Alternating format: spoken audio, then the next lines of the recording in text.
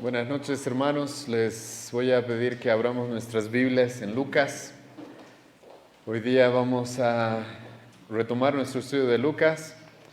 Estamos haciendo una intercalación cada mes entre dos exposiciones del libro de Filipenses y dos exposiciones del libro de Lucas. Y hoy día vamos a continuar en el Evangelio de Lucas, capítulo 4, versículo 1 al 13. Para lo cual les voy a rogar que puedan abrir sus Biblias. Lucas capítulo 4, versículo 1 al 13. El título del sermón el día de hoy es Jesucristo, Satanás y la tentación. Jesucristo, Satanás y la tentación. Pero como siempre, hermanos, les voy a pedir que me puedan acompañar a hacer una oración para que el Señor nos guíe en todo lo que se va a exponer en esta noche, ¿sí? Una vez más, Señor, nos acercamos a ti en oración para que tú nos guíes y nos ilumines, Señor, nuestra mente, nuestro corazón a tu palabra. Te pedimos, Dios, de que hoy día tú nos ayudes a ver a Cristo, cuán grande es Él, cuán grande fue su poder, cuán grande, Señor, es la obra que Él vino a hacer en este mundo por nosotros.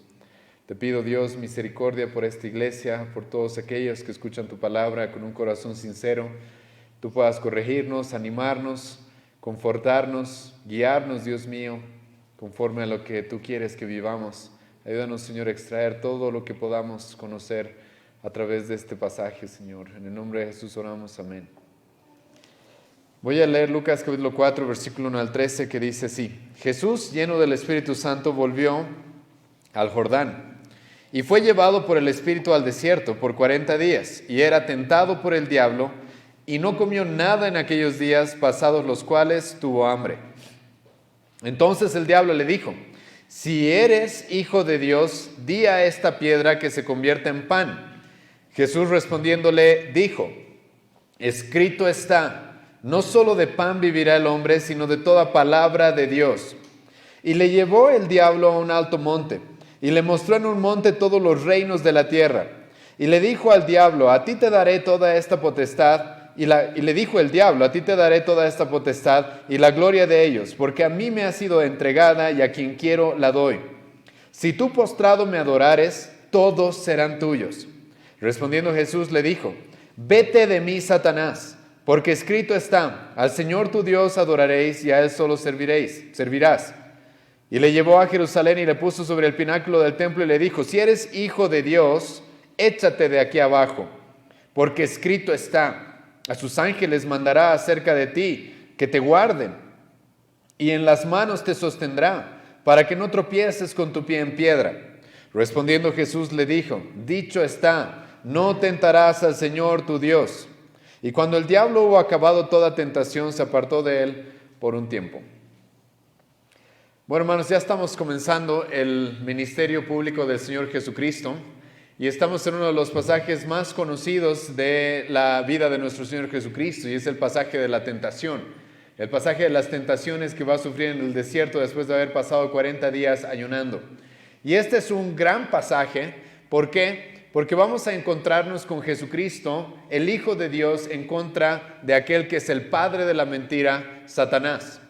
Y quiero relacionar, hermano, antes de entrar y empezar a exponer este pasaje versículo a versículo, quiero hacerles notar algo que es muy importante que ustedes puedan conectar cuando estudiamos la Biblia. ¿Cuál fue uno de los últimos nombres? Y la última exposición de Lucas, hemos visto la genealogía de Jesucristo en el capítulo 3. ¿Con quién es que Jesucristo se lo emparenta en la última parte del capítulo 3? Hay un personaje sumamente importante, el cual tú tienes que traer a tu memoria y a tu mente cuando empezamos a estudiar este tema de las tentaciones. Este tema de las tentaciones. La última persona, aparte de Dios, con el cual a Jesucristo se lo relaciona, es con Adán. Es con Adán. Y no es extraño, hermano, y no debería ser extraño para nosotros, de que inmediatamente a Jesucristo en el Evangelio de Lucas se lo relaciona con Adán. Inmediatamente vamos a encontrarnos a Jesucristo lidiando con Satanás, porque fue el primer Adán en Génesis capítulo 3, el cual no pudo resistir la tentación y por el cual el pecado entró a este mundo y vivimos en este mundo corrompido y caído. Es porque un hombre, el primer Adán, no pudo soportar la tentación, no pudo cuidar a su esposa, sino que cayó en la tentación de Satanás, que vivimos este desastre moral que ahora vivimos en este mundo. Y ahora nos encontramos comenzando el ministerio de Jesucristo con lo que el apóstol Pablo va a llamar el segundo Adán. El segundo Adán, el cual desde Génesis capítulo 3 versículo 15 se nos dijo que derrotaría a Satanás. Se nos dijo que aplastaría la cabeza de la serpiente. Se nos dijo que sería alguien el cual no caería como Adán, sino que destruiría más bien aquel que lo buscaba tentar. Y hermano, este es un pasaje el cual nos muestra, comenzando el ministerio de Jesucristo, de lo que se trataría el ministerio de Jesucristo. Y es destruir las obras de Satanás. Es destruir lo que Satanás ha hecho y ha causado en este mundo. Ahora, una de las cosas más interesantes es que Jesucristo mismo nos da el ejemplo de cómo lidiar con las tentaciones de manera práctica. En este pasaje también vamos a aprender esto. ¿Cómo debemos lidiar como cristianos con las tentaciones? Jesucristo siendo nuestro máximo ejemplo. Y escucha, las tentaciones van a llegar. Y en este pasaje también nos encontramos con un personaje al cual ya he mencionado, el cual es Satanás. Un personaje que lamentablemente en muchos lugares y en muchas iglesias se lo sobreestima, ¿sí? Se lo sobreestima. Como si Satanás estuviera en control, como si Satanás fuera Dios. En muchos lugares Satanás es más o menos Dios. Por eso están luchando constantemente con él, por eso lo culpan de todo a él, porque todo lo que pasa es culpa de Satanás y no de Dios. Hay muchos lugares en los que sobreestiman a Satanás. Hay otros lugares, lamentablemente, en el que caen en el otro extremo, en el cual subestiman a Satanás. Pero este tipo de pasajes nos va a mostrar cómo es que Jesucristo lidió con Satanás, siendo el cumplimiento de la promesa de redención, siendo el cumplimiento del evangelio que fue prometido desde Génesis, que fue revelado desde Génesis, y que se nos presenta como un ejemplo de cómo debemos lidiar con Satanás. Y la realidad es de que, hermano, uno no debe sobreestimar a Satanás. Yo, sinceramente, me cuesta entender por qué hay cristianos que le temen a Satanás. La última vez que leí mi Biblia, la Biblia dice que hay solamente a uno al cual se le debe temer. ¿Quién es ese? Es Dios. Él es al que se le debe temer. Ahora, con esto tampoco me estoy yendo al otro extremo en el cual seamos ingenuos y no tomemos en cuenta de que Satanás es un ser que la Biblia nos presenta como un ser real. Está bien, muchos han querido compararlo de manera mitológica con un extraño ser rojo con cuernos y con una cola y con un trinche, ¿sí? No sé si conocías, pero a Satanás se lo empezó a ilustrar de esa manera en los primeros siglos del cristianismo, con la intención de que las personas no lo sobreestimen, ¿sí? No lo sobreestimen, porque en la primera época del cristianismo, igual que pasa hasta nuestra época, había mucha gente que lo tenía en demasiada estima también a Satanás, como ya he mencionado. Entonces, algunos teólogos de aquellos años, de aquellos siglos, decidieron empezar a ilustrar a Satanás con pinturas y con dibujos los cuales hagan ver a Satanás como alguien gracioso incluso, como alguien del cual incluso un cristiano se podría burlar, lo cual en su época no estaba completamente mal, pero lamentablemente toda esa influencia para nuestra época ha llevado a pensar a las personas de que Satanás es un ser con el cual realmente no debemos tomarlo en cuenta, o el cual no puede causar ningún problema, o el cual para muchos es simplemente un mito o una leyenda. Pero como vamos a ver el día de hoy, Satanás es real. Satanás es real a tal punto que el mismísimo Hijo de Dios tuvo que lidiar con Satanás. Y es un ser el cual la Biblia nos lo va a presentar como león rugiente que está esperando a quien devorar. Si él puede destruir a alguien, lo va a hacer. Es padre de mentira, es destructor y es muy inteligente. Es sutil, es razonable, incluso es un ser el cual se te va a acercar haciéndote creer de que está buscando tu bienestar, como vamos a ver más adelante en este mismo pasaje. Y entonces Satanás es un ser el cual la Biblia nos lo va a mostrar, nos lo va a revelar como un ser al cual no debemos sobreestimarlo, pero tampoco debemos subestimarlo. Debemos conocer más bien quién es este ser, qué es lo que puede hacer, pues Él nos conoce realmente muy bien, sabe dónde atacar y lo hizo desde el principio. Pero nos encontramos en este pasaje, como ya he mencionado, con el segundo Adán, el cual sería tentado igual que Adán en el Antiguo Testamento, incluso de una manera más severa. Porque Adán en el Antiguo Testamento fue tentado estando ¿dónde? En el paraíso, estando en el jardín del Edén. Jesucristo va a ser tentado en este pasaje en el desierto. Adán fue tentado en el Antiguo Testamento en un momento en el cual él no tenía ninguna necesidad. Todas sus necesidades estaban suplidas. Jesucristo va a ser tentado en el peor momento, casi de inanición, en el cual está viviendo un hambre profunda, a punto probablemente de desmayar físicamente. Pero Cristo, hermano, va a vencer a Satanás. Y comenzando este Evangelio de Lucas, solamente ahora en el capítulo 4, inmediatamente se nos topa con esto. Porque si hay algo que Jesucristo vino a hacer, como el apóstol Juan mismo nos va a decir, 1 Juan, vino Jesucristo a destruir las obras de Satanás. Y esto es parte de lo que Jesucristo iba a hacer. Esto es parte del cumplimiento de lo que Jesucristo se nos dijo en el Antiguo Testamento que iba a hacer. Y vamos a dividir específicamente este pasaje, si bien hoy día no vamos a poder estudiarlo completamente, eso lo vamos a dejar para la próxima semana. Vamos a ver el contexto, vamos a empezar a ver las tentaciones y vamos a terminar viendo la conclusión en el versículo 13. Y comenzando como un buen historiador, el evangelista Lucas nos presenta en este pasaje el contexto. El contexto se encuentra en el versículo 1 y 2. Escucha lo que Lucas dice. Jesús, lleno del Espíritu Santo, volvió del Jordán y fue llevado por el Espíritu al desierto por 40 días y era tentado por el diablo. Y no comió nada en aquellos días, pasados los cuales tuvo hambre. Jesucristo se nos presenta justo después de su bautizo. Recuerden de que estamos justo después del bautismo de Jesucristo, en el cual Juan el Bautista, en presencia de otras personas más, vio a Jesucristo recibir el Espíritu Santo en forma de paloma. El Espíritu Santo no es una paloma, el Espíritu Santo no se encarnó en una paloma, sino que descendió en forma de paloma. En Lucas capítulo 3 hemos visto cómo en Jesucristo se cumplió las profecías, específicamente las del profeta Isaías, las cuales decían de que el Mesías debía recibir el Espíritu completamente, totalmente, debía ser lleno del Espíritu Santo. Y entonces el evangelista Lucas nos presenta el contexto de las tentaciones de Jesucristo, con Jesucristo siendo lleno o estando lleno del Espíritu Santo. Y Lucas va a utilizar sus palabras con cuidado. Él utiliza en el griego la palabra pleres para referirse a lleno, que significa que él estaba saturado, completo del Espíritu Santo. Y hemos visto en el pasaje anterior de que el Espíritu Santo ya había descendido en Jesucristo, siendo el cumplimiento específicamente de Isaías capítulo 61.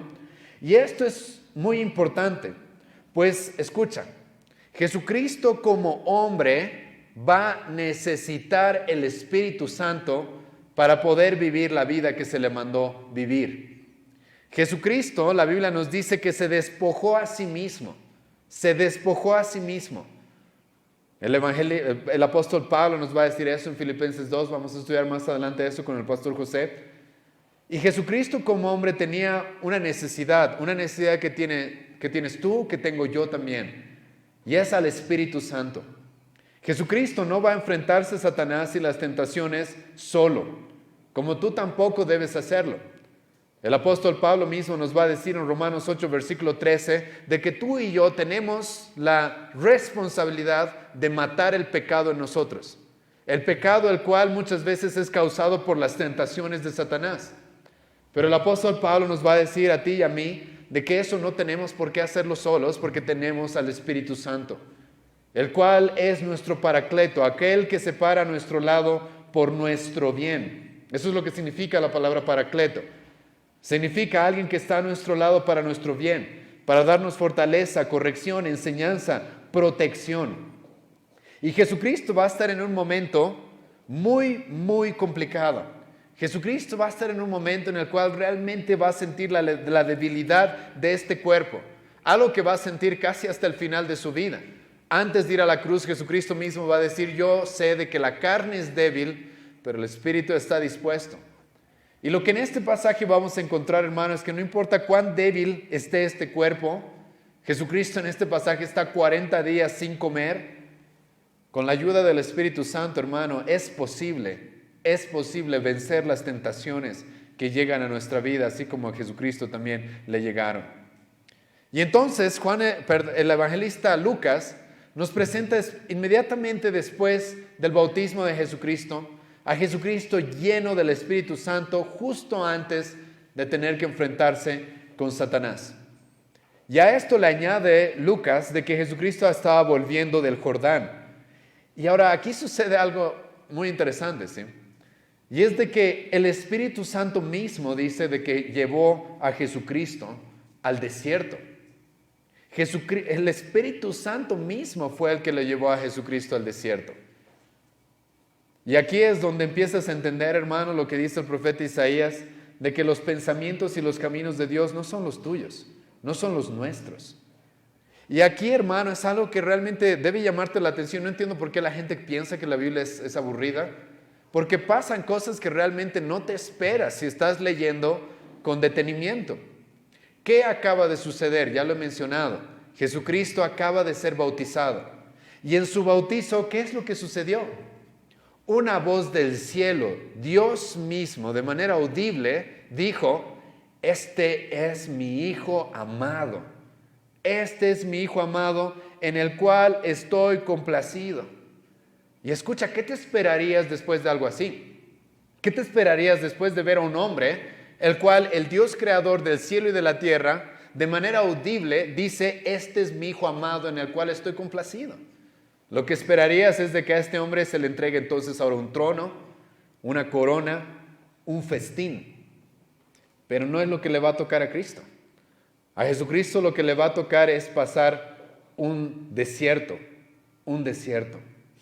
Después de lo que sucedió en el Jordán, después de haber escuchado esas palabras de parte de su propio Padre, Jesucristo va a pasar aflicciones. Jesucristo va a pasar hambre, frío, soledad, por ti y por mí. Jesucristo va a empezar a cumplir lo que el profeta Isaías dijo. Él sería varón de dolores, varón de dolores. Ahora aquí, hermano, antes de comenzar a exponer los siguientes versículos, quiero corregir algo que mucha gente lamentablemente no entiende. Y es de que las aflicciones, escucha bien esto, no son sinónimo de que Dios no nos ama. En ese caso, Cristo no sería realmente amado por Dios. Mucha gente, cuando le llegan las aflicciones, cuando llegan los problemas, caen en el error de pensar de que entonces por estas aflicciones y estos problemas, seguramente Dios no me ama. Dios acaba de decirle a Cristo: yo te amo, eres mi hijo amado. Pero hermano, en este mundo, el ser el hijo amado de Dios no significa no padecer, no significa no tener que sufrir. Y antes de quejarte de tus propios sufrimientos, mira a Cristo. Si había alguien, y escucha, la única persona en la historia de la humanidad que no se merecía sufrir, era Él. Pero inmediatamente después de que su Padre le dice: yo te amo, su Padre mismo, a través del Espíritu Santo, lo guía al desierto. Por 40 días. 40 días va a estar Jesucristo en el desierto. Como ya he mencionado, sufriendo hambre, sufriendo frío, sufriendo el calor intenso en algunas horas del día probablemente, sufriendo quizás el peligro de bestias salvajes que eran comunes en aquellos desiertos. Y va a estar 40 días ahí. Ahora, algunos de ustedes se preguntan: ¿por qué 40 días? ¿Por qué 40 días? Ahora, el número 40 es un número que se repite constantemente en la Biblia. Y la realidad, hermano, de por qué fueron 40 días es que no sé por qué fueron 40 días. Y no creo que alguien específicamente sepa por qué fueron 40 días. Podría ser quizás una representación de los 40 años que pasó Moisés en el desierto. Probablemente, si quieres comparar 40 años con 40 días, quizás. O quizás los 40 días que tuvo que Moisés estar en el monte Sinaí, Éxodo capítulo 24, versículo 18, podría tener relación, el pasaje no nos dice específicamente. O quizás es una referencia a los 40 años que tuvieron que estar los israelitas en el desierto. 40 años tuvieron que estar los israelitas en el desierto, en el cual fueron alimentados por Dios. Esa es una diferencia que tuvo Jesucristo en estos 40 días. Él no va a ser alimentado. Los israelitas sí fueron. Ahora, lo que sí yo creo, hermano, que sí creo que tiene cierta relación con Deuteronomio 8, versículo 2. Una relación, escucha lo que va a decir Deuteronomio 8, versículo 2. 40 años en el desierto para afligirte, para probarte, para saber lo que había en tu corazón, si habrías de guardar o no sus mandamientos. Creo que sí tiene relación con esto. No tanto específicamente, escucha, por el número, sino por lo que iba a suceder. Dios le dijo al pueblo de Israel, voy a probarte por 40 años para ver qué está en tu corazón. Y en estos 40 días de Jesucristo en el desierto, verdaderamente vamos a ver qué es lo que hay en su corazón. Si realmente es fiel, si realmente amaba a su Padre y estaba dispuesto a guardar los mandamientos de su Padre en las peores circunstancias. En las peores circunstancias. Es por eso que a Jesucristo se nos lo presenta acá, 40 días de haber estado ayunando. ¿Qué era el ayuno? El ayuno era un tiempo de abstenerse de las preocupaciones de este cuerpo para enfocarse en la relación que tenemos con Dios, en buscar su voluntad, en tener un tiempo de comunión especial con Él. Y Jesucristo está en este pasaje, en este contexto, 40 días sin comer absolutamente nada. La ciencia moderna nos dice de que un hombre puede llegar a aguantar hasta 72 días sin comer, hasta 72 días. Y yo vi eso en algún momento en una persona. Pero a los 40 días, la medicina de nuestros días nos dice de que es el momento en el que el cuerpo ya está tan dañado que se empieza a generar un daño irreversible. Irreversible. Es un momento en el cual realmente estás en un momento de mucha debilidad. Mucha debilidad. Y nuestro pasaje nos dice de que Jesucristo tenía hambre, tuvo hambre. Esto, entre paréntesis, es una evidencia clara de que Jesucristo era un hombre. No como los gnósticos decían en los primeros siglos de que Jesucristo era como una especie de espíritu. No, él era un hombre. Un espíritu no tiene hambre. Un fantasma no tiene hambre. Jesucristo era un hombre el cual padeció hambre. Y llegó a padecer no cualquier hambre, sino hambre extrema. Y es aquí donde Satanás comienza entonces su ataque más fuerte. El texto de Lucas y el texto de Mateo, cuando los unimos, parece darnos referencias, escucha bien, de que Jesucristo no solo tuvo que pasar estas tres tentaciones que vamos a ver, sino que probablemente Jesucristo estuvo siendo tentado durante todo ese lapso en el desierto. Estuvo siendo tentado y atacado por Satanás durante esos 40 días enteros. Pero al parecer, los evangelistas y Dios a través del Espíritu Santo decidió revelarnos estas tres tentaciones porque es el momento en el cual Satanás va a buscar atacarlo de manera más severa a Jesucristo. En uno de los momentos en los cuales Jesucristo estaría más débil por los días de ayuno que él había tenido. Y entonces, después de este contexto que nos presenta Lucas, nos topamos directamente ahora con las tentaciones. Las tentaciones, versículo 3 en adelante. Y ahora, hermanos, para poder exponer este pasaje, lo voy a exponer prestándome el orden que encontramos en Mateo, ¿sí? Lo voy a exponer de esa manera. ¿Por qué, me dirás? Porque Lucas, al parecer, nos está relatando simplemente lo que pasó. Pero Mateo, si tú lees la versión de Mateo, vas a encontrar de que Mateo, al parecer, nos relata lo que sucede en este pasaje de manera cronológica. Lucas, al parecer, no, simplemente nos está relatando los acontecimientos. Pero Mateo va a utilizar palabras como después, entonces, otra vez, los cuales hacen referencia de que Mateo estaba relatando las cosas de manera cronológica. Entonces, al momento de exponer estas tentaciones, lo voy a hacer de esta manera. Ahora, no cambia mucho, por si acaso. Lo único que va a cambiar es el orden de las últimas dos tentaciones. El orden en el que vamos a verlo es en el orden en el que Mateo nos lo va a presentar. Primero, Jesucristo va a ser tentado llevándolo al pináculo del templo y como último, Jesucristo va a ser tentado ofreciéndole todos los reinos de este mundo. Este es el orden en el que Mateo nos presenta y este es el orden en el que voy a preferir estudiar este pasaje. Pero hoy día no vamos a alcanzar la segunda y a la tercera tentación. Hoy día nos vamos a basar en la primera tentación. Escucha el versículo 3 y el versículo 4. Entonces el diablo le dijo, si eres hijo de Dios, di a esta piedra que se convierta en pan.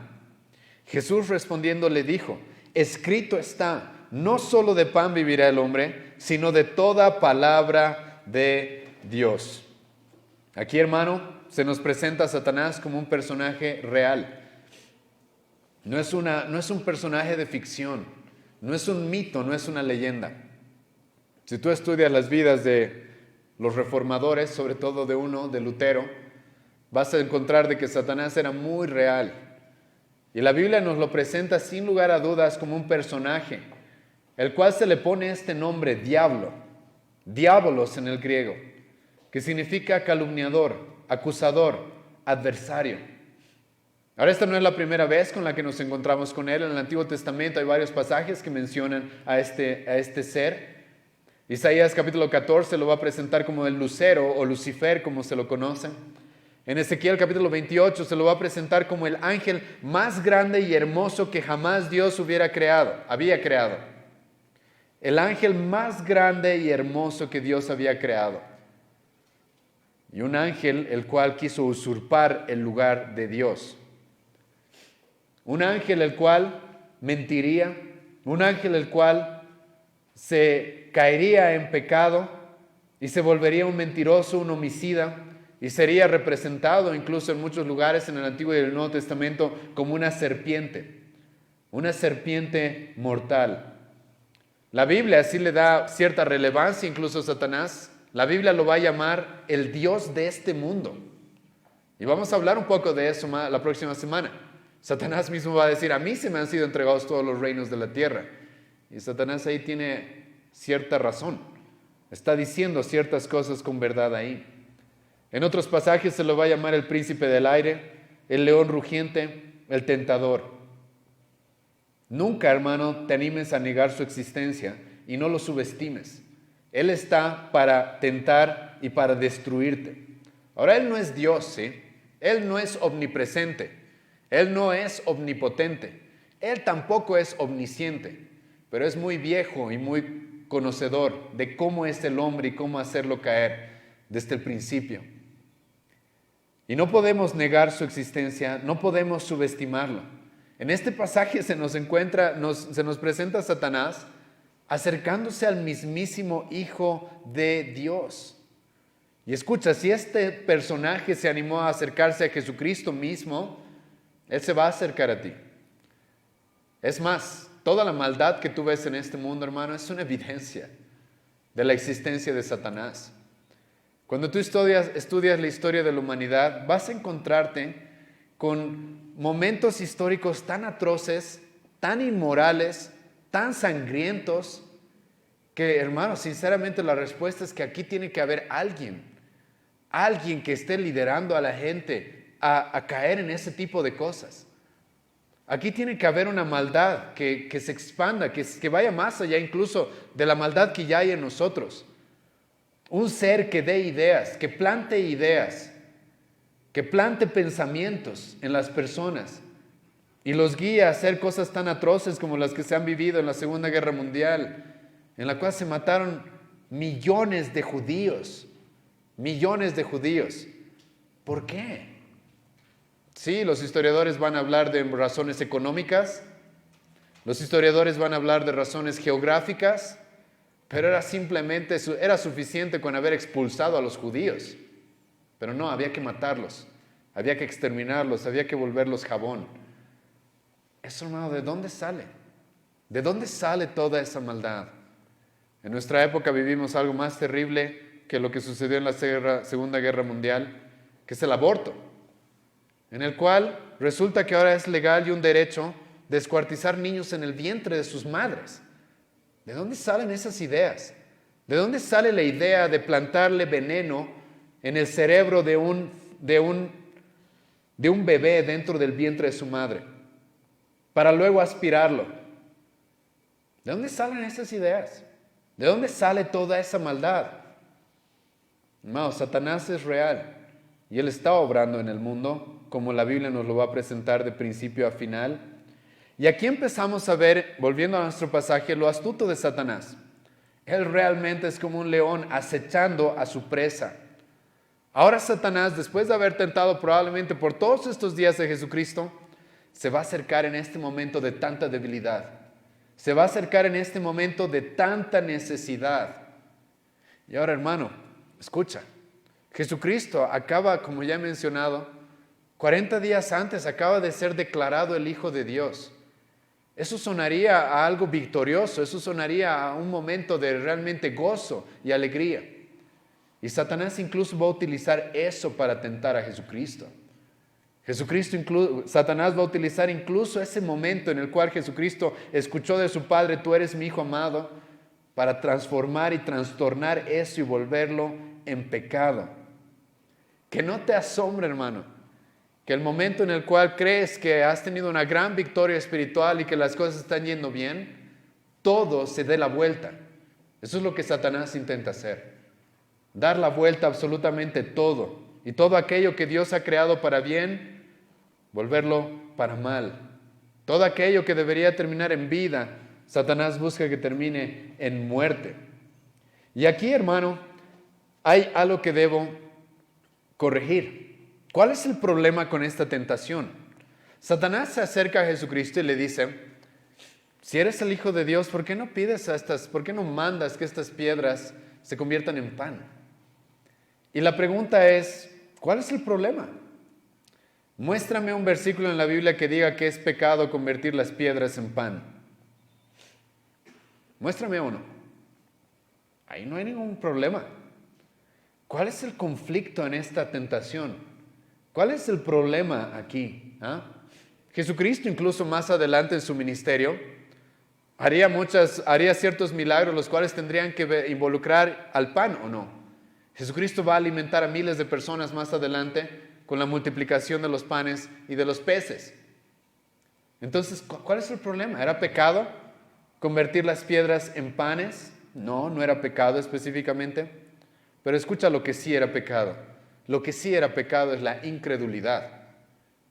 Y yo firmemente creo que ese es el problema en esta tentación. Aquí hay una pequeña palabra que tienes que tomar en cuenta.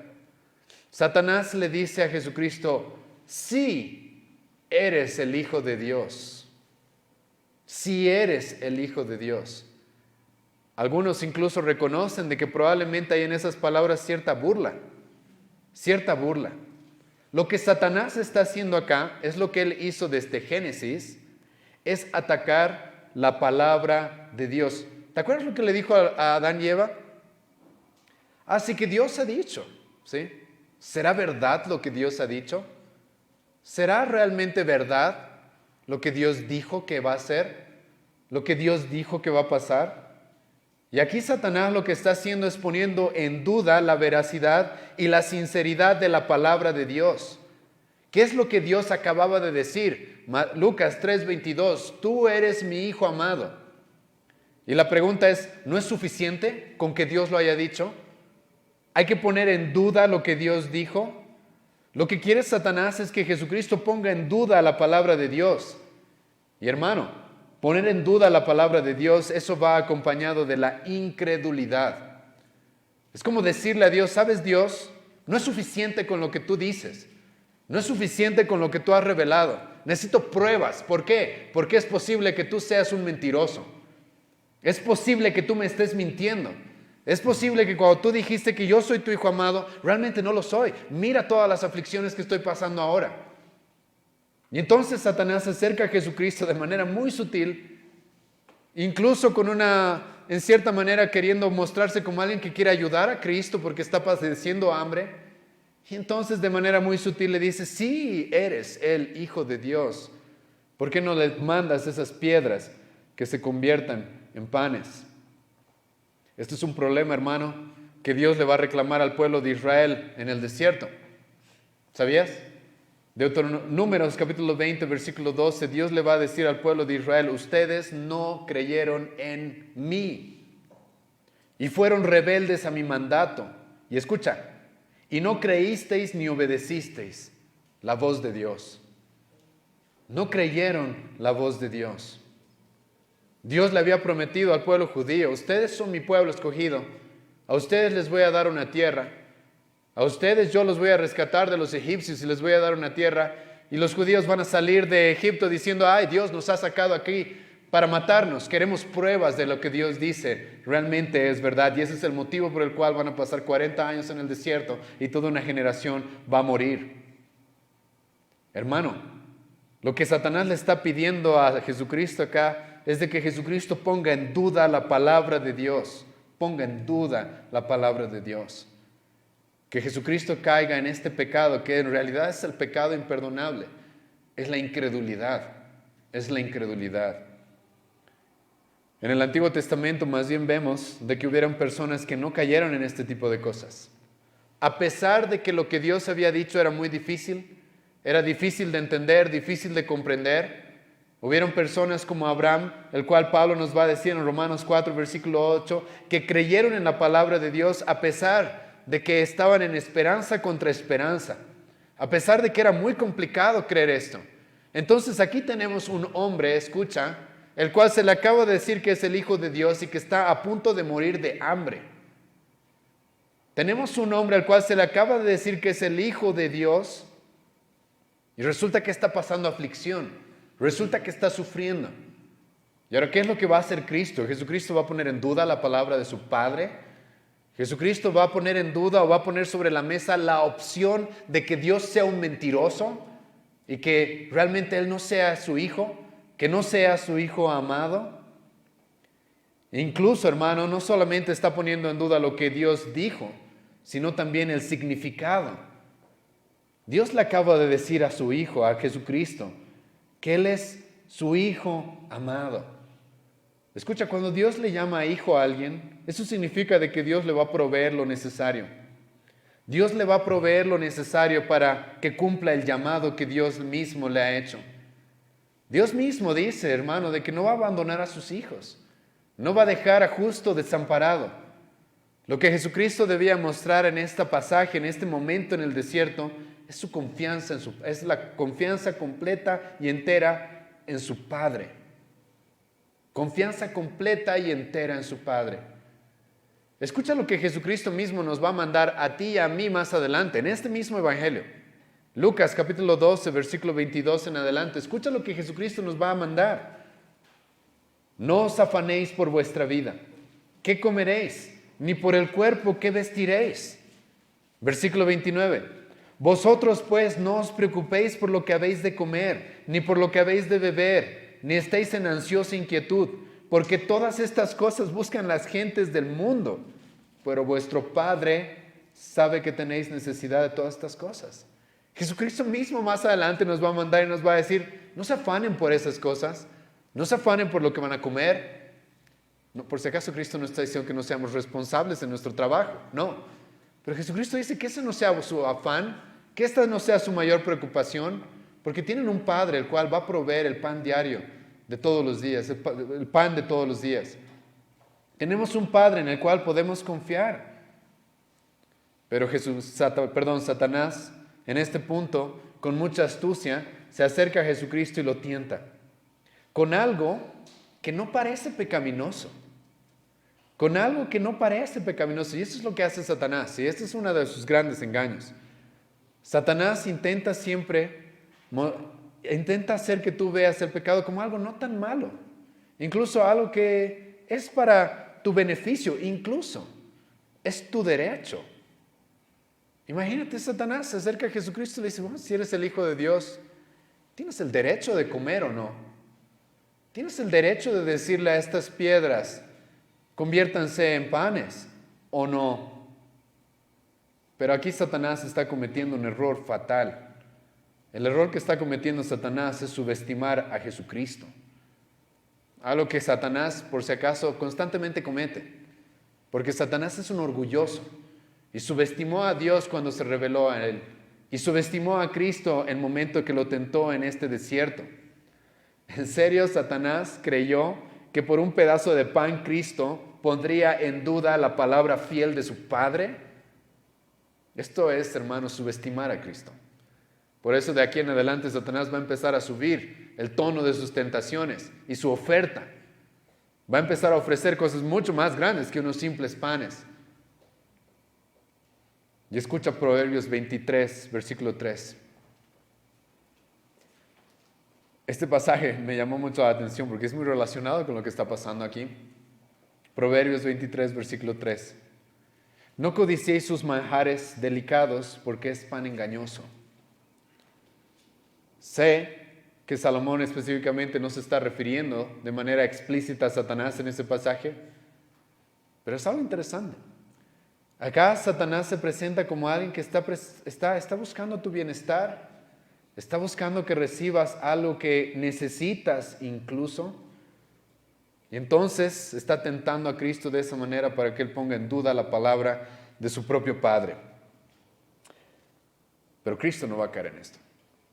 Lamentablemente mucha gente sí cae en este tipo de tentación. Por un pedazo de pan están dispuestos a desconfiar de Dios. Por un pedazo de pan. Ahora tú puedes traducir ese pedazo de pan, hermano, en un salario, en un tipo de trabajo, en un título académico, lo que tú quieras. Cualquier cosa temporal en este mundo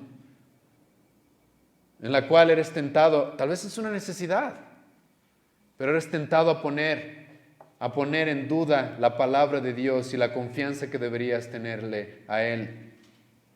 Mucha gente por un pedazo de pan tratan al Señor como si Él no los cuidara, con la excusa de que tengo una necesidad que cumplir. Tengo necesidades y entonces tengo que satisfacer estas necesidades, es mi derecho, es mi derecho. Y entonces traicionan a Dios. Una vez más, Salomón va a decir, Proverbios 28, versículo 21, hasta por un bocado de pan prevaricará el hombre. Hasta por un bocado de pan. Y como ya he mencionado, hermano, esta tentación es demasiado engañosa. ¿Por qué? Porque Satanás le está presentando a Cristo algo lícito. No es pecado, como he mencionado, comer pan, como no es pecado trabajar, como no es pecado buscar tener para nuestro sostenimiento diario, no es pecado. No es pecado padecer hambre y querer comer algo, no es pecado específicamente eso. Pero Satanás, en su astucia, está convirtiendo algo que en sí mismo no es malo para convertirlo en pecado. Para convertirlo en algo que nos haga caer en un pecado sumamente grave, como es la incredulidad, como es la desconfianza a nuestro Padre. Y hermano, esto es algo que lamentablemente yo veo a muchos cristianos caer en eso. Muchos cristianos utilizan cosas que en sí mismas no son pecaminosas. Ya he mencionado algunas de ellas. El dinero, el trabajo, lo académico, lo que tú quieras, tú puedes mencionarlo. En sí mismas, esas cosas no son pecaminosas.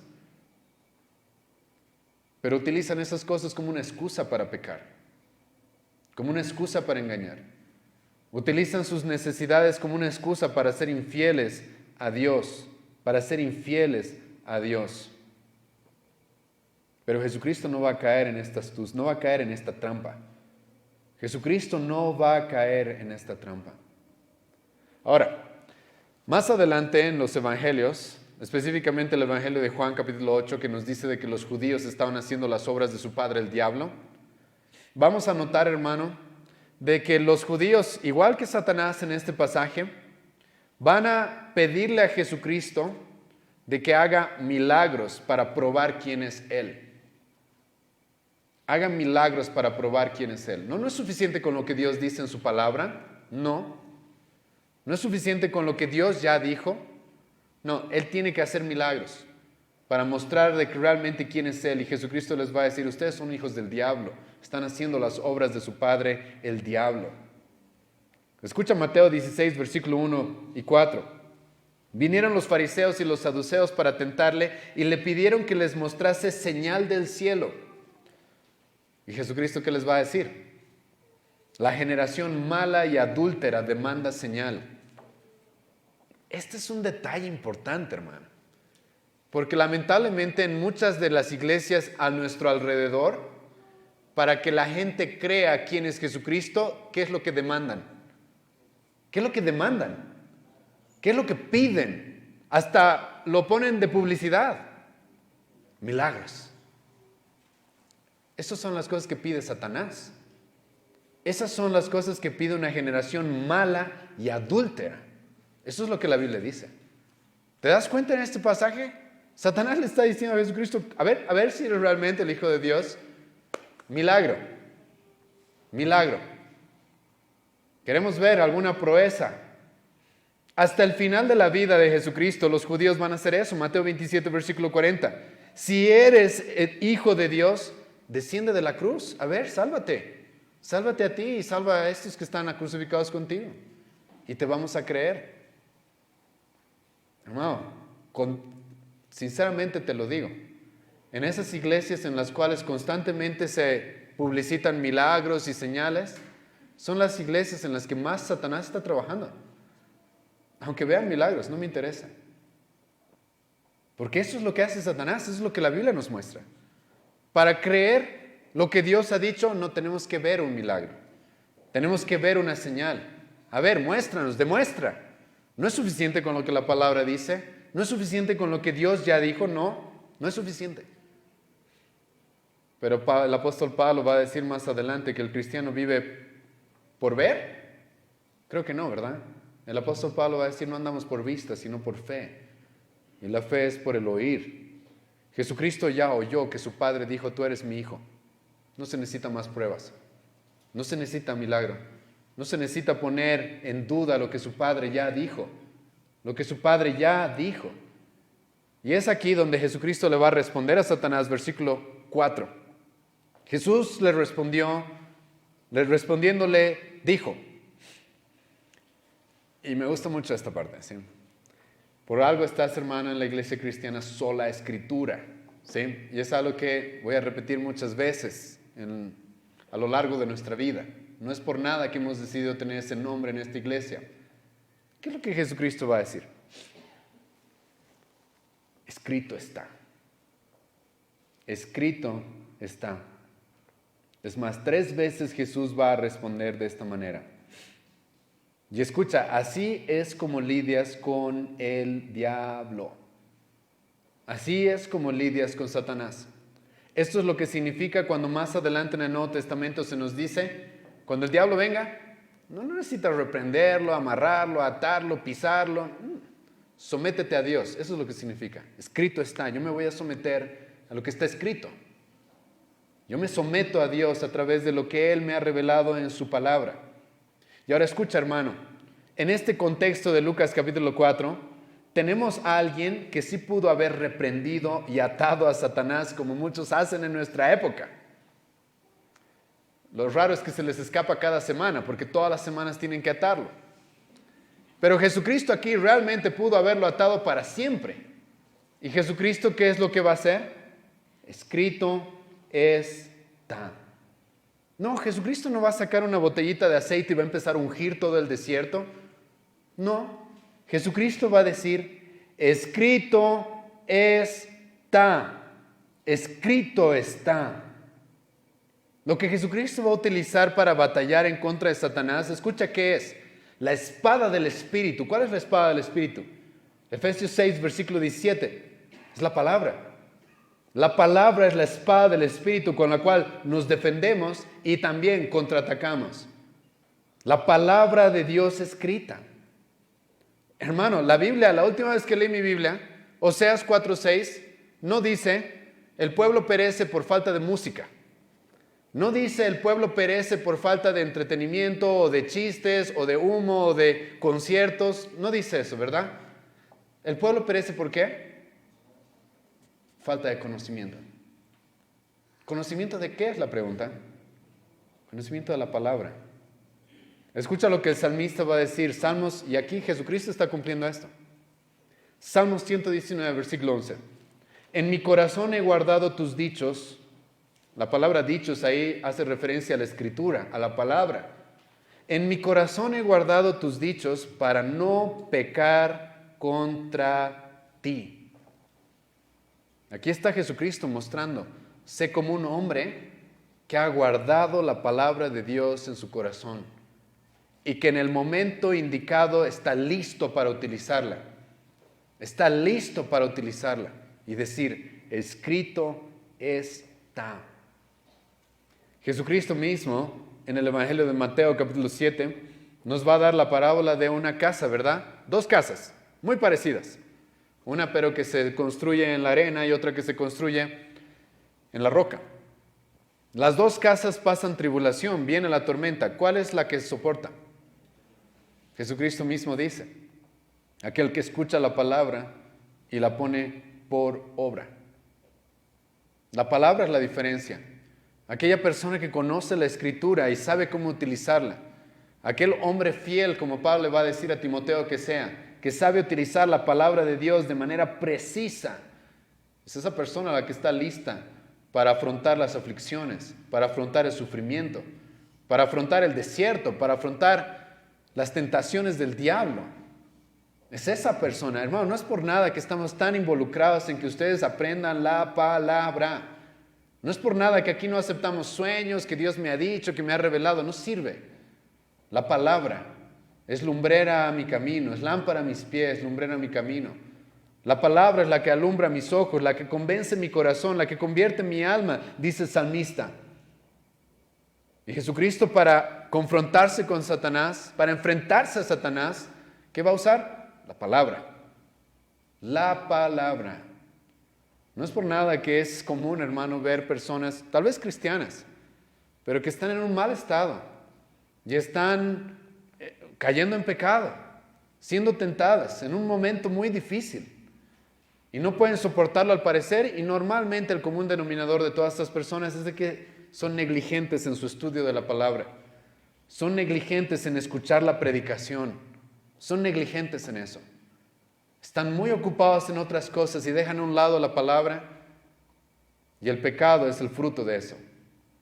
Pero Jesucristo no va a caer en pecado en este momento, sino que Jesucristo le va a citar de manera explícita Deuteronomio capítulo 8, versículo 3. Y le va a decir a Satanás, escrito está, no solo de pan vivirá el hombre, sino de toda palabra de Dios. Ahora, hermano, si tú lees, y hemos leído al principio, Deuteronomio capítulo 8, versículo 1 al 10. Si tú lees ese pasaje, vas a encontrarte con que en ese pasaje Dios le está mostrando al pueblo de Israel todas las cosas con las cuales Él les ha provisto.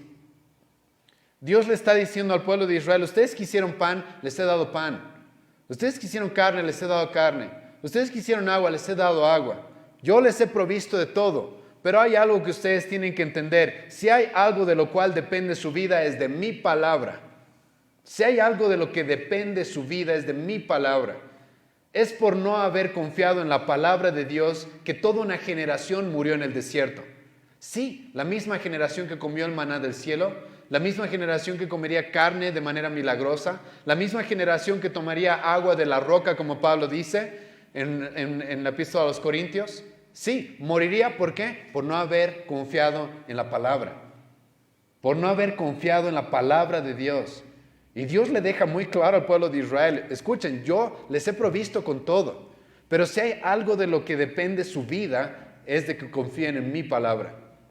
No solo de pan vivirá el hombre, sino de toda palabra que sale de la boca de Dios.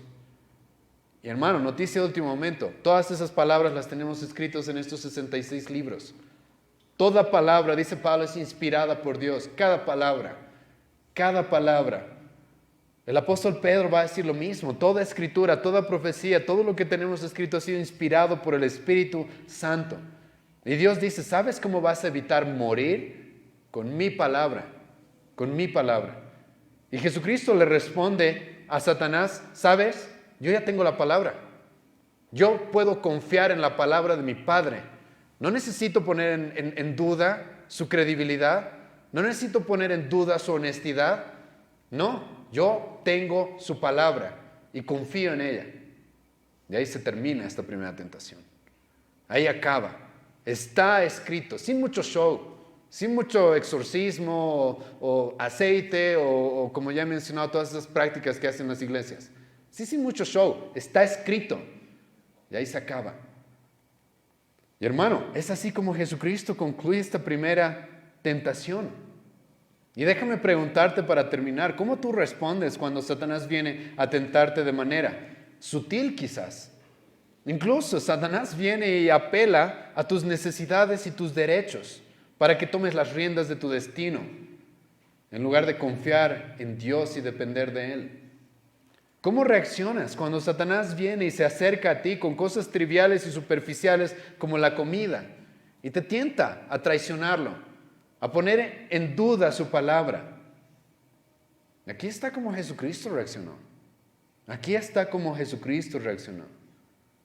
¿Crees realmente que cuando la Biblia nos dice que por la fe en Jesucristo somos sus hijos, Dios nos adopta como sus propios hijos y Él va a cuidarnos, Él va a proveernos, Él va a sostenernos, Él nos va a preservar hasta el final? ¿Crees eso? ¿Lo pones en duda? ¿Pones en duda el amor de Dios y su provisión? ¿Pones en duda que sus misericordias son nuevas cada mañana? Eso no hizo Cristo. Cristo, sin importar la situación, sin importar la debilidad que estaba viviendo, sin importar la difícil circunstancia que estaba pasando en el desierto en este momento, Jesucristo va a decir: no, yo tengo su palabra y es suficiente. Yo no voy a traicionar a mi Dios por un pedazo de pan. No voy a traicionar y no voy a poner en duda quién es mi Padre por un pedazo de pan. Yo tengo su palabra y es lo que necesito. Y eso va a ser suficiente, hermano, para soportar esta tentación. Vamos a orar, ¿sí? Señor, te agradezco esta noche por tu misericordia y por este pasaje que hemos podido estudiar el día de hoy. Y te pido misericordia para que tú puedas abrir los ojos de mis hermanos. ¿Cómo debemos lidiar, Dios mío, con las tentaciones?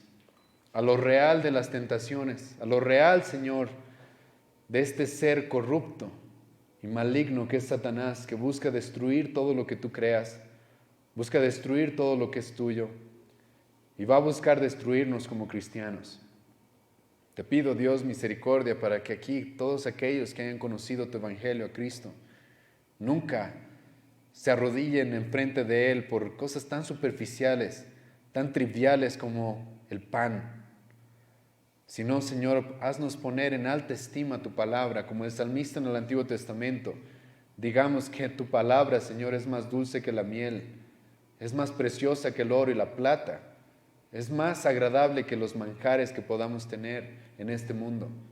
Y confiamos en ella, confiamos en lo que tú nos has dejado revelado. Dios, ten misericordia de nosotros y te agradecemos porque creemos no en solamente un profeta o en un maestro, sino creemos en tu Hijo, Jesucristo, el cual, comenzando su ministerio, nos deja tan claro de que Él es aquel que iba a destruir a Satanás y lo va a hacer. Y demuestra, Señor, cómo con simples palabras Él tuvo todo el poder y la autoridad para soportar estas tentaciones. Te agradezco, Dios, porque tú has decidido no dejarnos en Adán, en aquel hombre el cual al ser tentado cayó, sino que tú nos has dado un segundo Adán en el cual podemos confiar y depender completamente. En el nombre de Jesús oramos. Amén.